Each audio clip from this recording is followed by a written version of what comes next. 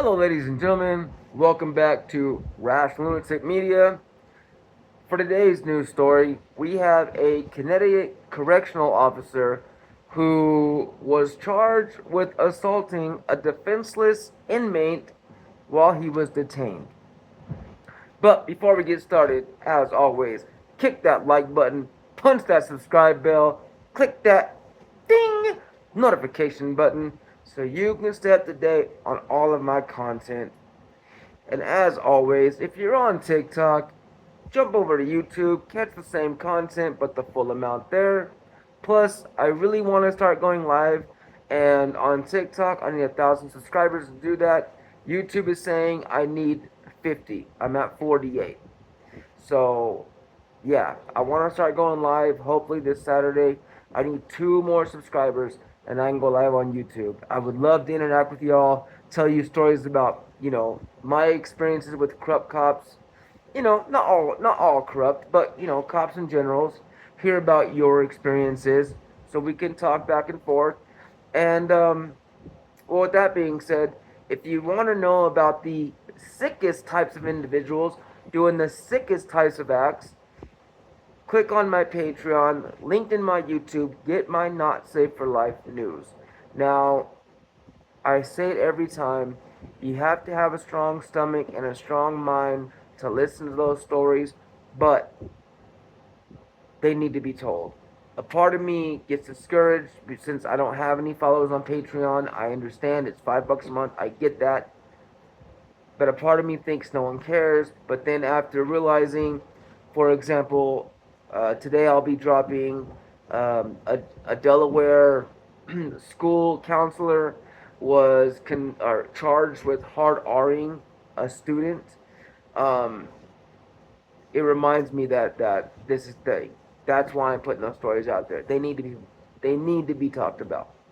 But anyway, with that being said, if you're still here, thank you for being here, and let's dive into this one. This report was written by News 22 WWLP, which I believe is an ABC or NBC affiliate, which doesn't matter, they're all the same, right? A correctional officer has been charged with alleged assault inside Suffield Prison. Suffield, Connecticut. A Connecticut correctional officer has been charged with third-degree assault after allegedly striking a defenseless inmate while officers were detaining him. According to the arrest warrant, on August 12, 2023, 2023, around 8:46 p.m., a code blue was activated inside the H sector of McDougall Walker Correctional Institution. A code blue is a is activated when there is a flight. Excuse me. A code blue is activated when there is a fight between inmates and several correctional officers are needed to respond. Inmates were also required to return to their cells. Surveillance cameras were reviewed to determine which inmates were involved in the fight. After one was identified, several staff members approached his cell, but the window was covered with an object. Several instructions were given to remove the object, but the inmate refused. That's when a chemical agent was put into the cell. They gassed him. Chemical agent, they gassed him. The inmate then removed the object, and staff were able to enter and pull out the inmate. The inmate fell to the ground, causing multiple staff members to fall on top of him. Following the struggle, the inmate was placed in wrist restraints. When he was lifted onto his feet, it was discovered that his left eye was injured in the struggle and needed to be hospitalized. After the incident, correctional officer Christopher Carlson, age 33, reported to his supervisors that he had elbowed the inmate in the face during the struggle, likely causing the injury to his eye. This also caused an investigation to begin where several officers, nurses, and inmate witnesses were interviewed about the injury. Multiple witnesses said Carlson repeatedly struck the inmate in the face while he was defenseless and on the ground. Carlson was placed on administrative leave. So they gassed him. He uncovers his window. They drag him out. He slips and falls. They fall on top of him. And while they're on top of him, this officer starts elbowing him over and over and over in the eye. Probably either crushing his eye socket or busting his eye, the top of his eye wide open.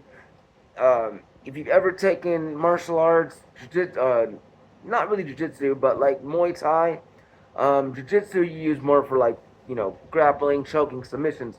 But if you ever taken like Muay Thai or any kind of like striking martial arts, you know what kind of damage you can do to the eye with a fist or with a hammer fist or I don't chopping. I forget what it's called, but when your knuckles just kind of like bent and you catch someone in the eye, it only takes about 15 pounds of pressure to crush that.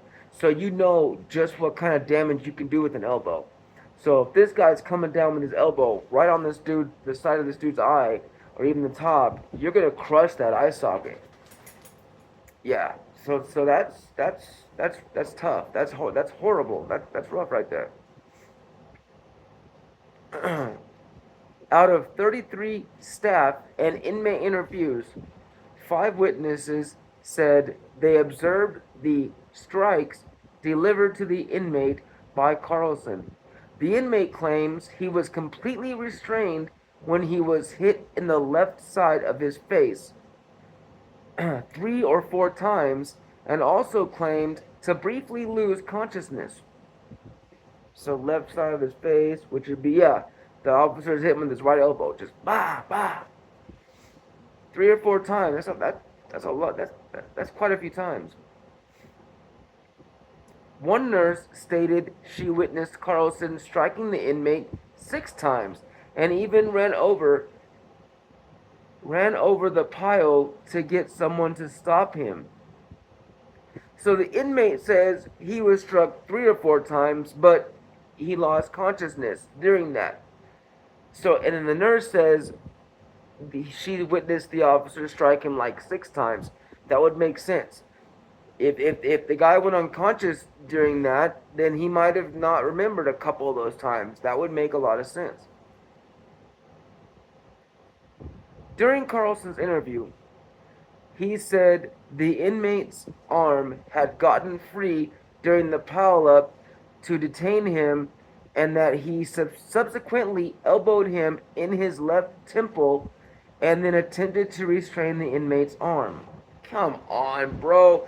You got a pile of cops on you. You slip and fall. Your arm gets loose. What are you going to do with that free arm? Really? You got to...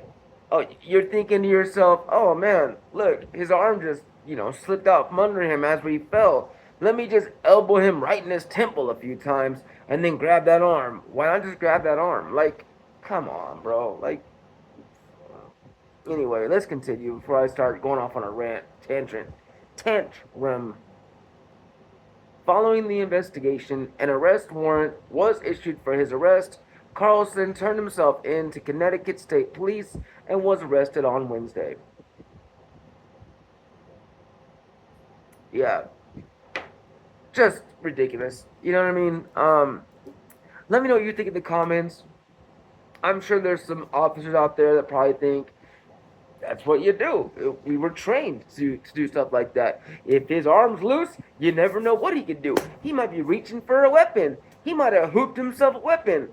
If y'all don't know what hooped means, it means an inmate took a weapon and up his, his strong one, and maybe the officer was thinking, oh, look, his arm's loose. He's reaching back there. Maybe he has one hooped.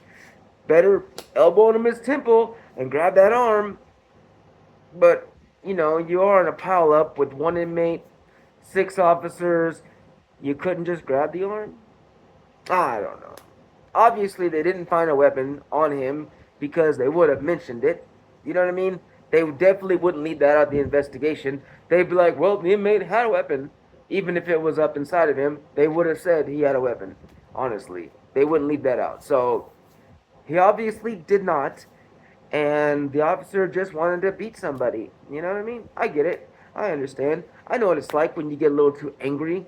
Except now that I'm older, it takes a little more to get me to that level to where I want to physically beat somebody. But it does happen. I can't say that I'm not human and I don't get pissed off to the point where I want to put hands on somebody. Um, but hey, I'm not a cop. I don't hold a badge in my pocket, my hand, my wallet, whatever. I don't have that kind of power. So for me, if I did lose control, guess what? That's why I never applied to be a cop because I probably knew somewhere here in my subconscious when I was younger, yeah, might abuse that power. Might get angry one day and just smack someone upside of the head with my baton or tase them in the neck just because they made me mad. So I decided, you know what? I'll just go work construction or warehouse or whatever I'm doing or trying to do nowadays. Anyway, hey, ma'am, if you made it, if you're here, thank you for being here. I really do appreciate each and every one of you. You guys are amazing. I hope everyone's having a blessed day. I hope everyone's healthy, happy. If you have problems, if you're not happy, if you're depressed or you need someone to talk to, please find someone to talk to. Or talk to me. Comment, send me a message. I would love to just interact with people. I'm very sociable, so yeah, if you need someone to talk to, I'll always be here. With that being said, though, thank you again for being here, and yeah, stay tuned to the next one. And until the next one, as we always say, stay healthy, stay free, stay aware, and stay wild, y'all.